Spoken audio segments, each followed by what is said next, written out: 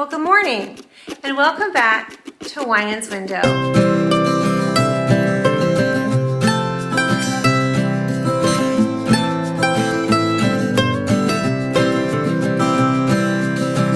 I've just been feeling like I've been missing you. I haven't given you an update, and it seems like a really long time. Life in the country is still busy. We had to run into town for Josiah's eye appointment and ended up picking up a screw, so we had to spend some time getting the tire changed. This is a traffic jam in the country.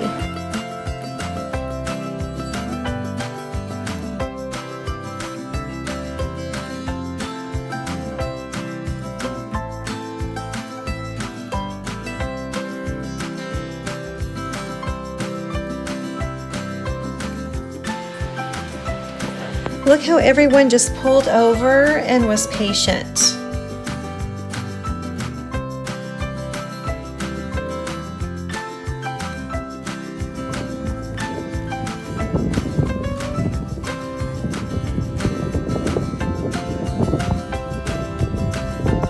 Ma'am, no, ma'am. You are not that hungry.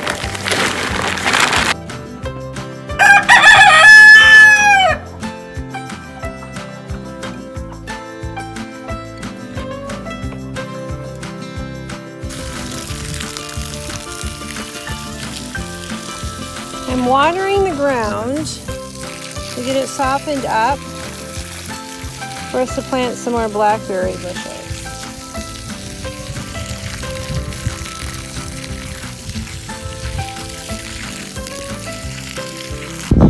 Isn't that just the cutest thing?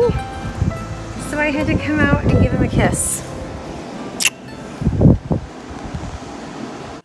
So I thought I would just take a few minutes this morning while Mark is at work and the house is quiet to update you on some of the things that we've thought about or has come to our attention and just how our life has actually been. I made a few changes in the house recently. It's these horrible, ugly brown blinds that I don't even know who thought they were ever a good idea.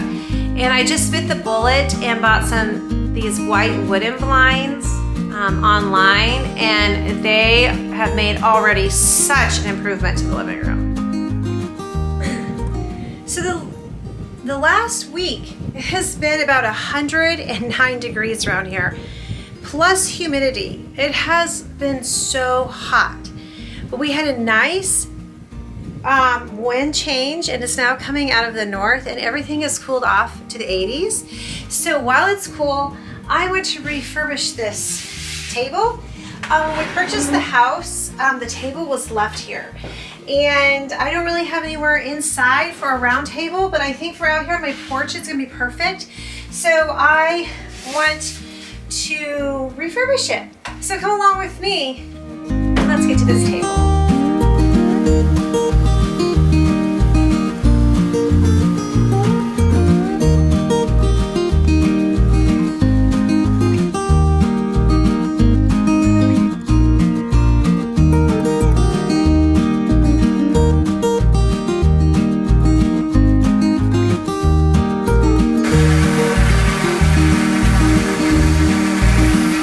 The black paint on top is blackboard paint, and I did that so I could put a bucket full of chalk on the top and the kids could doodle while they sit around it. So Mark is still working part-time for the creamery. That has been amazing. He doesn't really bring in a lot of income, but let me tell you folks, the fresh milk and the fresh cream is well worth the pay cut. Micah has started to work for the local tire store, a family-run business that's been here for 75 years. And he is so cute. He does tire changes, tire pressure, oil changes. He's learning a lot of mechanics, just beginning mechanics, and that's been really good for him. And so I started thinking, when you move someplace new, whether your job is taking you to a new city that you've never lived in before, or maybe you are choosing to move out of the city and into the country, maybe you're just deciding to move across country because now's a good time. There's a few things that I wanted to share with you that I was really surprised how difficult it really was to restart those again. So one of the things it's really hard to think about when you move is that you have to find a new hairdresser. I did not think it was going to be this difficult. I followed down several leads and I have not received any call backs, even though I leave detailed messages. Number one, the hairdressers don't even have their voicemail set up. I don't know. It's been one of the most difficult things for me to do. I have not had my hair done, highlighted, trimmed, nothing since January 27th. January 27th, folks. Yes, my hair is long overdue. So it's hard to think that when you move locations, one of the details is trying to find a trusted hairdresser. That's really all I do. I can imagine if I was getting manicures done or pedicures or facials or massages, all I have to worry about is my hair, folks. And it's been a bigger chore than I ever thought it was going to be. There's other small details. Where to even go grocery shopping? What? Really? The local grocery store. What happens if the local grocery store is really more like a 7-Eleven and you have to drive 45 minutes to a grocery store? Then you drive those 45 minutes and the one you're going to doesn't really carry the brands you're used to. Trying to find meat, cheese, and ice cream. I did not think finding cheese, I don't know, I'm not overseas. I'm not in a foreign country. I'm not trying to find all brand new items, which by the way, I have done before. I wasn't expecting to move just locations, and I just cannot find good quality cheese. I realize we're in a meat shortage in the nation too, I guess. So maybe that has something to do with it, but I haven't even been able to find good quality meat until it dawned on us. We live in cattle country. So we have since found a local butcher. Actually, they're not even a butcher. He's just a local rancher that sells his meat. So we have been going there, and oh my word, folks, the meat, the red meat, the beef is so amazingly delicious. I can't even tell you. So really what it is when you move locations is community. When you've been living somewhere, you have your close friends, you have your routine, you know where you're shopping, you know where you're going to church, you know where you're getting your car fixed. And so the excitement of moving somewhere new is you get to start all over again.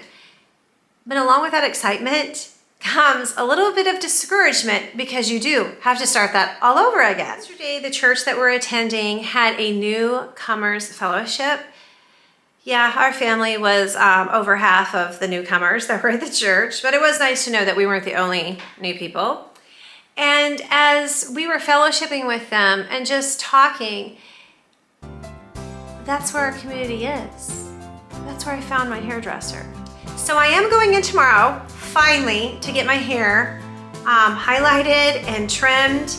And I'm just so excited. And I think we're actually gonna be really good friends beyond just her cutting my hair.